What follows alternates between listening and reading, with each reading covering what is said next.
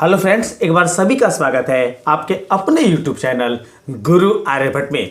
तो एक धमाकेदार प्रस्तुति के साथ हम आपके सामने पुनः उपस्थित हैं हिंदी का मॉडल पेपर लेके। और ये जो मेरे पास हिंदी का पेपर है बाबू, ये ISC और ICOM अर्थात साइंस और कॉमर्स दोनों के लिए है। आप दोनों प्रकार में किसी प्रकार के विद्यार्थी हो, ये वीडियो आप देख सकते हैं। और आज जो भी हम आपको बताएंगे इसका रिलेशन सीधे एग्जामिनेशन से होगा, अर्थात इससे जुड़े जो भी क्वेश्चन होंगे ना, वो आपको डायरेक्ट अपने एग्जामिनेशन में देखने को मिल सकते हैं।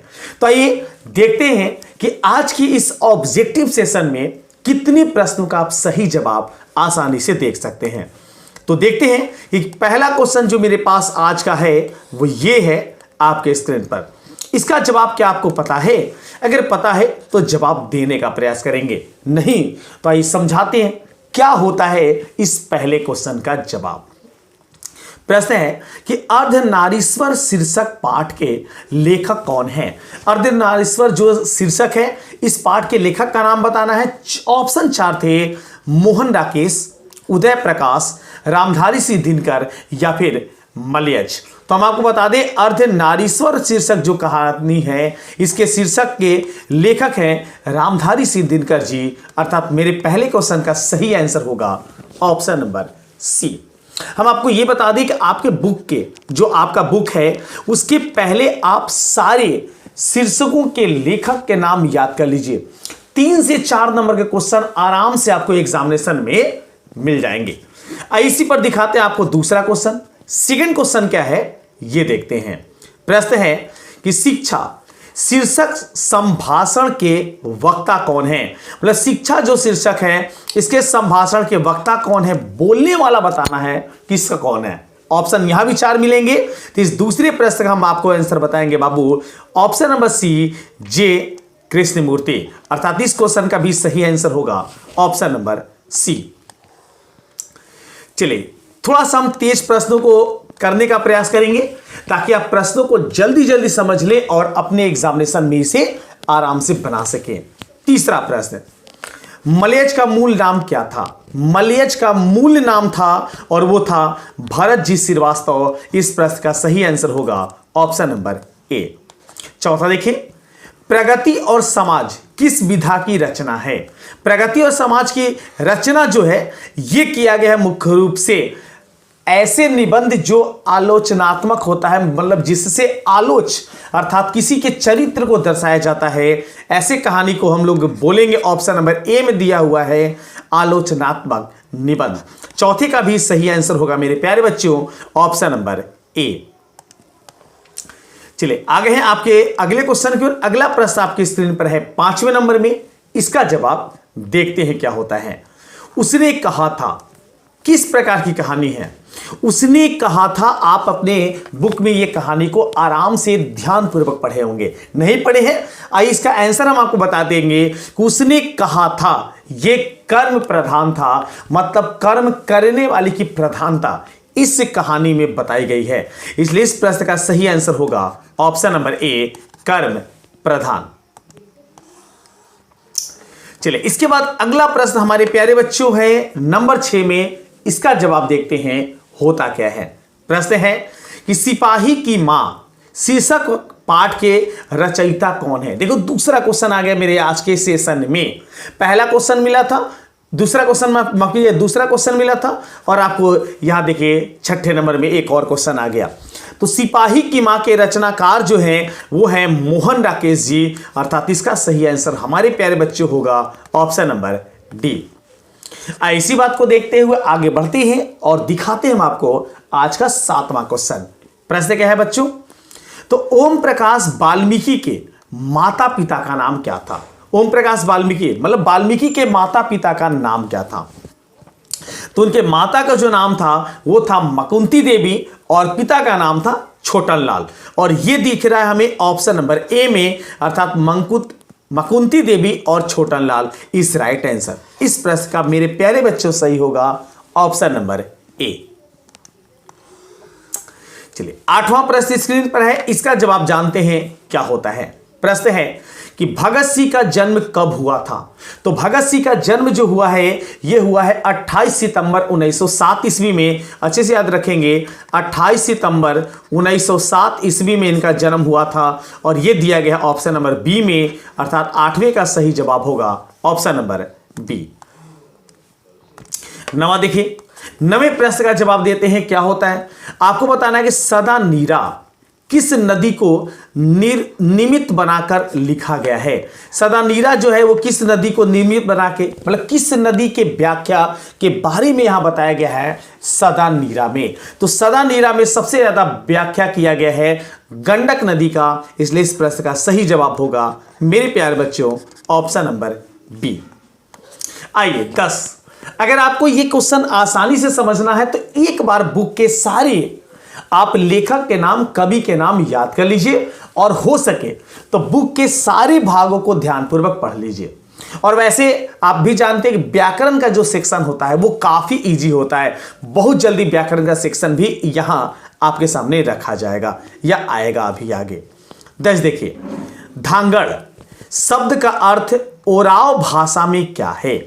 धांगड़ जो शब्द है उसको ओराव भाषा में क्या अर्थ के रूप में जाना जाता है? तो इसका अर्थ होता है भाड़े का मजदूर, अर्थात ऐसा मजदूर जो हम भाड़े पर अर्थात किराए पर काम करवाते हैं, वैसे मजदूर को बोला जाता है धांगड़, वो भी ओराव भाषा में। इसलिए इस प्रश्न का सही आंसर होगा ऑप्शन नंबर सी। चलिए दिखाते हैं आज के अगले क्वेश्चन को। अगला क्वेश्चन मेरे पास 11 नंबर में है बच्चों। 11 को देखिए ध्यानपूर्वक। चंपारण में गांधी जी के चमत्कार की कथा किसने लिखी? चंपारण में जो बिहार के एक जिले का नाम है, आप भी जानते होंगे, हमारे बिहार का एक सबसे प्रमुख जिला जिसके लिए गांधी जी सबसे पहले चंपारण आके अपना सत्याग्रह किए थे और उसे बुलाने वाले राजकुमार शुक्ल जी थे। तो गांधी जी के चमत्कार कोई कथा किसने लिखी है? तो यह लिखा गया है हमारे देश के प्रथम प्रधानमंत्री, प्रथम राष्ट्रपति जिनका नाम था राजेंद्र प्रसाद। ऑप्शन बी जो होगा इसका सही आंसर होगा। आइए इसके बाद हम आपको दिखाते हैं अगला प्रश्न जो कि है 12 नंबर में। सवाल का जवाब जानिए क्या है। जयप्रकाश नारायण की पत्नी का नाम क्या है? देखिए कितने अच्छे क्वेश्चन, अगर आप इस बुक को पढ़ लिए होंगे ना तो इस सवाल का जवाब दम आसानी से आपको मिल गया होगा। उनका नाम था प्रभावती देवी। ये दिया गया है ऑप्शन नंबर ए में, मतलब मेरे प्यारे बच्चों 12 का सही होगा ऑप्शन नंबर ए। 13 देखते हैं, 13 का जवाब ढूंढिए। कड़बक शीर्षक कविता किसने लिखी? कड़बक जो शीर्षक कविता है इसको लिखने का श्रेय किसे जाता है? देखिए तीसरा क्वेश्चन आ गया। पहले बोल चुके 3 से 4 क्वेश्चन आपके एग्जामिनेशन में कंपलसरी राइटर के नाम, कवि के नाम होंगे ही होंगे, आप अच्छे से याद कर लीजिएगा। तो इसका राइट आंसर होगा जायसी, अर्थात इस प्रश्न में हम बढ़ेंगे ऑप्शन नंबर डी के साथ। आइए बच्चों हम 14 पर आ गए हैं। 14 को ध्यान से समझते हैं। सूरदास किस भाषा के कवि हैं? सूरदास जी जो हैं ये किस भाषा में अपनी कविता का वर्णन करते हैं? तो ये वर्णन करते हैं ब्रज भाषा में, अर्थात इस प्रश्न का सही आंसर मेरे प्यारे बच्चों होगा ऑप्शन नंबर बी। चलिए अगले प्रश्न में देखते हैं, अगले प्रश्न का जवाब ढूंढते हैं, इसका जवाब क्या होता है। छत्र साल दशक के रचनाकार कौन है? चौथा क्वेश्चन आ गया बच्चों हमारे पास मात्र 15 क्वेश्चन के सेशन में ही। तो छत्र साल दशक के रचनाकार जो हैं ये हैं भूषण जी, अर्थात इस प्रश्न का सही जवाब होगा ऑप्शन नंबर सी। इसके बाद हम आपको दिखाते हैं 16 नंबर। प्रश्न है कि जयशंकर प्रसाद की भाषा कौन सी थी? जयशंकर प्रसाद जो थे वो किस भाषा में अपनी कविता या लेखन को किया करते थे? आपको इस प्रश्न में ये बताना है। इसका सही जवाब होगा खड़ी बोली हिंदी। जो हम लोग हिंदी का प्रयोग करते हैं, जो खड़ी बोली होती है, भोजपुरी मिक्स नहीं होता है, उस भाषा का यूज करते थे जयशंकर प्रसाद जी। इस प्रश्न का सही आंसर होगा ऑप्शन नंबर सी। चलिए अगले प्रश्न को देखते हैं। अगला प्रश्न आपके सामने है बच्चों 17 नंबर। प्रश्न है तुमुल कोलाहल कलह में शीर्षक कविता के कवि कौन है। देखिए चौथा के बाद ये पांचवा क्वेश्चन आपके सामने आ गया, जिसमें कविता के कवि का नाम आपसे पूछा गया है। तो इस कविता के रचनाकार हैं जो हैं जयशंकर प्रसाद जी। ऑप्शन ए जो होगा सही आंसर होगा। जो किस भाषा में अपने कविता को या फिर लेखन को करते थे, तो वो करते थे खड़ी बोली हिंदी में। 18 का जवाब देखते हैं, 18 में क्या जवाब होता है। प्रश्न मेरे बच्चों, हेनरी लोपेज कहां के रहने वाले थे। देखिए ये ऐतिहासिक क्वेश्चन है, लेकिन आपके हिस्ट्री से नहीं बल्कि हिंदी के बुक से जुड़ा हुआ है। हेनरी लोपेज जो थे ये कांगो अर्थात अफ्रीका से जुड़े हुए थे। इसका सही जवाब होगा ऑप्शन नंबर डी। चलिए इसके बाद बच्चों देखते हैं आपका 19 नंबर क्वेश्चन। ध्यान से देखिएगा इसका जवाब क्या होता है। कवि भूषण को भूषण उपाधि किसने दी थी। कवि जो भूषण थे इनको भूषण कहने का या फिर इन्हें बुलाने का उपाधि किनके द्वारा दिया गया था, तो यह दिया गया था राज रुद्र शाह के द्वारा। जो दिख रहा है कि इस ऑप्शन में, ऑप्शन नंबर सी में, इस प्रश्न का सही जवाब ऑप्शन सी होगा। चलिए हम आगे हैं आज के 20वें क्वेश्चन में, और आपको भी मजा आता होगा। इसके बाद कुछ ही देर के बाद आपके पास व्याकरण सेक्शन के क्वेश्चन आएंगे, जो आपका काफी ज्यादा मनपसंद है, ये हमें अच्छे से पता है। अगला क्वेश्चन 20 देखिए। अधिनायक कैसी कविता है। अधिनायक जो कविता है वो किस प्रकार की है। ऑप्शन है श्रृंगारिक, व्यंग्यात्मक, ऐतिहासिक या उपदेशनात्मक। तो उपदेशात्मक जो है ये है कि नहीं है, आपको ये बताना है। तो इसका सही जवाब होगा व्यंग्यात्मक, अर्थात व्यंग करके ये कविता लिखी गई है। ऑप्शन बी जो होगा इसका सही होगा। 21 को देखते हैं। 21 से कि जूठन के हेडमास्टर का नाम क्या था। ये तो दम आसान क्वेश्चन आ गया मेरे प्यारे बच्चों। इतना आसान क्वेश्चन भी आपके एग्जामिनेशन में आता है। अगर पाठ को केवल पढ़े होंगे ना आप लोग, इस सवाल का जवाब पता होगा। उनका नाम था कलीराम। ऑप्शन ए में दिया हुआ है, अर्थात इस प्रश्न का सही आंसर ऑप्शन ए होगा। चलिए इसी के साथ 22वां क्वेश्चन देखते हैं। जे कृष्ण मूर्ति किस रूप में देखे जाते हैं। तो जे कृष्ण मूर्ति जो हैं ये देखे जाते हैं महामनीषी, अर्थात इसका सही जवाब होगा ऑप्शन नंबर ए महामनीषी। इसके बाद दिखाते हैं हम आपको आज का 23वां प्रश्न। इसका जवाब देखते हैं क्या होता है। प्रश्न है बाबू, नामवर सी किस पत्रिका के संपादक रहे हैं। तो नामवर सी जो है ये आलोचना जो संपादन हुआ है पत्रिका है, इस पत्रिका के ये नामेश्वर सी जो है संपादक है। लिखने का इनको श्रेय जाता है। इस प्रश्न का सही आंसर ऑप्शन सी होगा। इसके बाद दिखाते हैं हम आपको 24 नंबर प्रश्न क्या है। तो हिंदी साहित्य का सूर्य मतलब उगता हुआ सितारा किसे कहा गया है। तो ये कहा गया है हिंदी में, ये कहा गया है सूरदास जी को। ऑप्शन बी जो होगा इसका सही होगा। अच्छा याद रखेंगे, बहुत अच्छा क्वेश्चन है ये कि हिंदी साहित्य का सूर्य जो है वो सूरदास को कहा गया है। चलिए अगला प्रश्न हमारे सामने है 25 नंबर। जवाब इसका जानते हैं क्या होता है। चांद का मुंह टेढ़ा है कविता संग्रह के रचयिता कौन है। देखिए रचयिता फिर से आ गया। ये छठा क्वेश्चन आपके पास बच्चों आ गया हमारे पास इस 25 क्वेश्चन के मात्र से सीरीज में। 25 क्वेश्चन में 6 क्वेश्चन आपके कवि और लेखक के नाम से। तो एक बार फिर से कहेंगे, एकदम कंठस्थ कीजिए कवि और लेखक का नाम। आपको बता दें 25 का राइट आंसर होगा गजानन माधव मुक्तिमोद, अर्थात इसका हम सही बताएंगे ऑप्शन नंबर ए को। चलिए देखिए बाबू, हमारे पास 25 के बाद 26वें नंबर में आ गया आपका मनपसंद का कार्य, अर्थात व्याकरण। व्याकरण में पहला क्वेश्चन है इत्यादि शब्द का संधि विच्छेद बताइए। तो इत्यादि शब्द का संधि विच्छेद होता है इति जोड़ आदि, अर्थात इसका सही होगा ऑप्शन नंबर बी इति प्लस आदि। 27 देखिए, गायक शब्द का संधि विच्छेद कीजिए। फिर से गायक शब्द, तो गायक शब्द का सही संधि विच्छेद होगा हमारे प्यारे बच्चों गय जोड़ अक। याद रखिएगा, गय में जब अक मिलाते हैं तब बनता है आपका गायक, अर्थात इसका सही होगा ऑप्शन नंबर बी, गय जोड़ अक। चलिए इसके बाद दिखाते हैं हम आपको अपना 28वां क्वेश्चन। प्रश्न है बच्चों, परमार्थ शब्द का संधि विच्छेद बताना है, क्या होगा। देखिए 3 क्वेश्चन आपके संधि विच्छेद से लिए गए हैं यहां से। तो परमार्थ का सही संधि विच्छेद होगा परम जोड़ अर्थ, अर्थात इसका सही होगा ऑप्शन नंबर ए, परम जोड़ अर्थ। 29 को देखते हैं। 29 आपके पास है हमारे प्यारे बच्चों कि विद्यार्थी शब्द का संधि विच्छेद, चौथा प्रश्न संधि विच्छेद से केवल विद्यार्थी। तो विद्या जोड़ अर्थी देखिए कहां है, तो विद्या जोड़ अर्थी आपके सामने है बी ऑप्शन में। मेरे इस 29 नंबर का आंसर होगा ऑप्शन नंबर बी। चलिए आगे हम बढ़ते हैं, 30वें क्वेश्चन को देखते हैं, इसका जवाब क्या होता है। दुर्गम शब्द का विलोम बताइए। विलोम मतलब उल्टा। याद रखेंगे, बहुत लोग कंफ्यूज कर जाते हैं कि विलोम का मतलब उल्टा, अर्थात लड़का का उल्टा रानी, लड़का का उल्टा लड़की।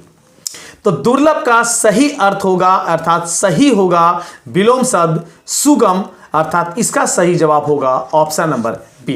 क्योंकि दुर्लभ का मतलब होता है जो कठिनाई से मिलता हो, और सुगम मतलब होता है जो आसानी से हमें प्राप्त हो जाता है। जैसा कि ये वीडियो आपको आसानी से प्राप्त हो गया, और इसी तरीके से आसानी से चैनल को सब्सक्राइब जरूर कर देंगे। आइए 31 को देखते हैं। 31 का जवाब ढूंढते हैं, क्या होता है। अनुकूल शब्द का विलोम बताना है। अनुकूल, अनुकूल जिसके हम अनुसार काम करते हैं, तो इसका जस्ट अपोजिट होगा प्रतिकूल, मतलब जिसके विपरीत कार्य करते हैं, अर्थात 31 का सही जवाब होगा मेरे प्यारे बच्चों ऑप्शन नंबर ए। चलिए 32 को देखते हैं। 32 का जवाब ढूंढते हैं, क्या होता है। प्रश्न है हमारे प्यारे बच्चों, आरोही शब्द का विलोम बताइए। तो आरोही शब्द का होगा अवरोही। जो हमारे मैथ के कैंडिडेट अगर क्लास में जुड़े हुए हैं तो जरूर जानते होंगे, आरोही मतलब होता है बढ़ते क्रम और अवरोही मतलब होता है घटते क्रम। इस तरीके से आप समझ सकते हैं। चलिए तो फिलहाल इसका सही जवाब होगा मेरे प्यारे बच्चों ऑप्शन नंबर ए। इसके बाद आगे हैं आज के 33 नंबर क्वेश्चन में। इसका जवाब ढूंढते हैं, क्या होता है। विराग शब्द का विलोम बताइए। विलोम के भी देखिए चौथा क्वेश्चन, अर्थात 2-4 टॉपिक पर आप व्याकरण मजबूत कर लेते हैं ना, तो ऐसे दम आसानी से आप हिंदी निकाल पाएंगे, हमें पक्का ऐसा उम्मीद है। विराग शब्द का विलोम बताना है, तो विराग शब्द का सही विलोम होता है अनुराग, जो दिया गया है ऑप्शन नंबर बी में। चलिए इसके बाद देखते हैं बाबू 34 नंबर, आंखों का तारा होना। मुहावरा का सेक्शन आ गया बच्चों, जो कि दम आसानी से बताने लायक होता है। तो आंखों का तारा होना मतलब बहुत ही प्यारा होना, और यह दिया गया है प्रिय होना। इसके क्वेश्चन के ऑप्शन में दिया है प्रिय होना, प्यारा होना, एक ही अर्थ आएगा। सी ऑप्शन 34 का सही जवाब होगा। 35 को देखिए, ऊंट के मुंह में जीरा। ऊंट के मुंह में जीरा मतलब ऊंट का मुंह जो होता है काफी बड़ा होता है, उसके मुंह में जीरा छोटा सा डाल दिए। इसका मतलब कि अधिक खाने वाले के लिए कम भोजन दिया गया है। तो इसका सही जवाब देखने में मिल रहा है हमें ऑप्शन नंबर सी में, अधिक खाने वाले को कम खुराक। ऑप्शन सी के साथ चलिए बढ़ते हैं आगे। 36 को देखते हैं। 36 प्रश्न है मेरे प्यारे बच्चों।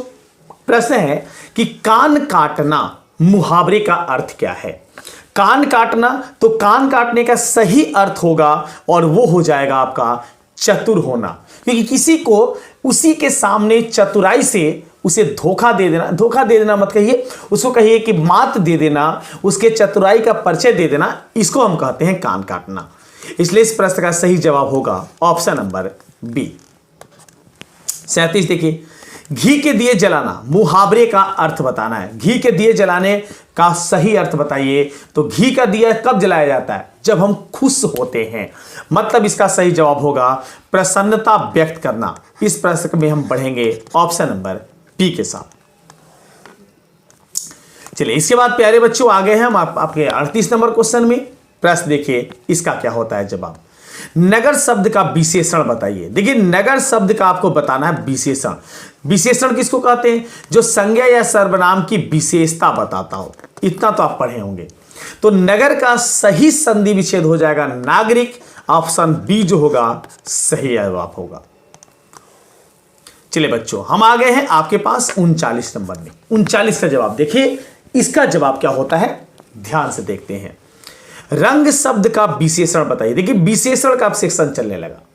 विशेषण बताना रंग का, तो रंग का सही विशेषण आपके सामने होगा रंगीन।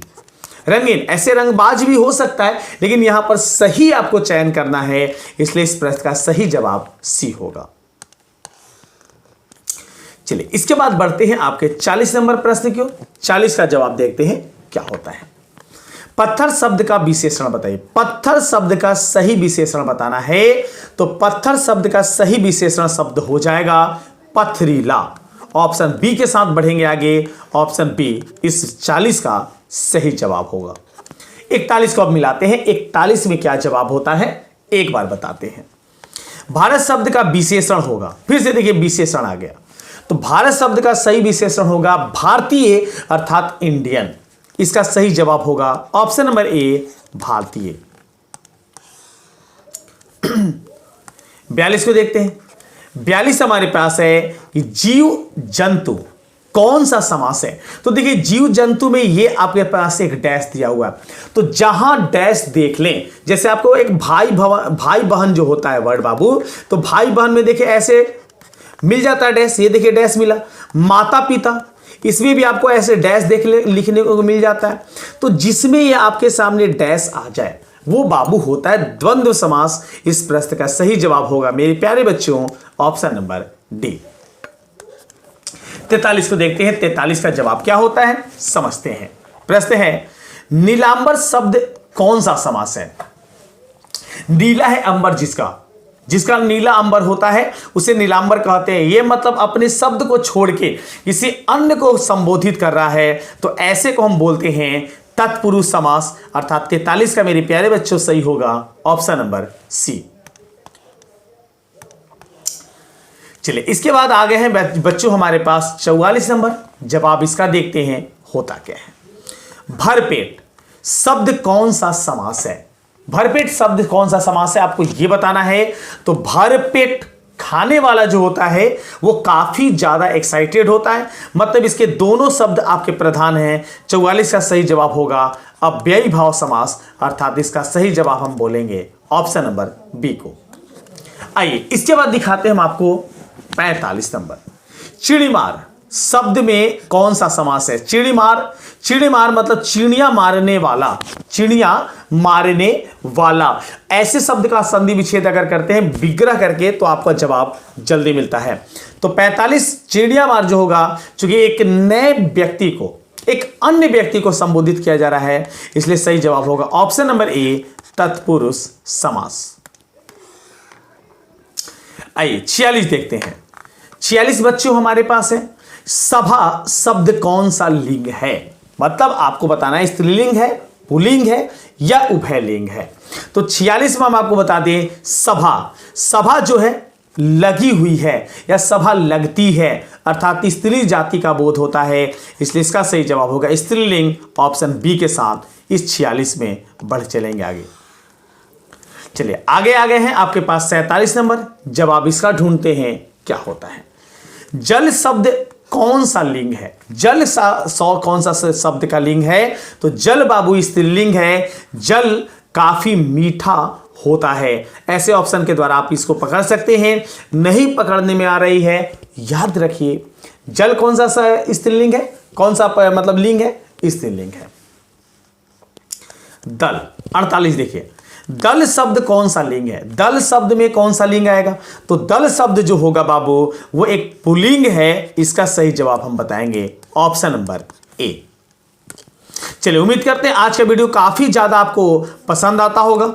और अगर मेरे चैनल पर फिर से आपसे कहेंगे, यदि मेरे चैनल पर नए हैं तो जरूर चैनल को सब्सक्राइब कर लीजिए, क्योंकि इस ISC अर्थात 12 से रिगार्डिंग जितने भी आपके विषय हैं उसका स्पेशल वीडियो आपको इस चैनल पर देखने को मिल जाएगा। और अगर आपको ये वीडियो पसंद नहीं आए तो डिसलाइक का बटन दबाना ना भूलें, क्योंकि हम पूरे गर्व के साथ कहते हैं अगर आपको समझ में नहीं आया डिसलाइक बटन दबाइए। 49, रुमाल शब्द कौन सा लिंग है? तो देखिए रुमाल जो शब्द है बाबू, ये आपका है स्त्रीलिंग, और ये दिया किस ऑप्शन में? ए ऑप्शन में। 49 का सही जवाब होगा ऑप्शन नंबर ए। थोड़ा सा ऑप्शन को देख के टिक लगाइएगा अपने एग्जामिनेशन में, क्योंकि देखिए इसके 48 क्वेश्चन में पुल्लिंग पहले दिया हुआ था और यहां आपके सामने ए में स्त्रीलिंग दे दिया। तो ध्यान से अच्छे से चलिए आज के अंतिम क्वेश्चन की ओर आ गए हैं, और आज के इस पूरे सेशन में पूरे के पूरे 50 सही और सटीक जवाब हम बताने का आपको प्रयास किए। प्रश्न क्या है 50वें में? उपवन शब्द में उपसर्ग बताइए। तो देखिए वन में लगा हुआ है उप, मतलब यहां पर सही मिलेगा आपको उप, जो कि दिया गया किस ऑप्शन में बाबू? ऑप्शन नंबर बी में। तो उम्मीद करते हैं आपको यह वीडियो काफी ज्यादा पसंद आया होगा। मिलते हैं अगले वीडियो में कुछ और नए टॉपिक के साथ, तब तक सभी को वंदे मातरम।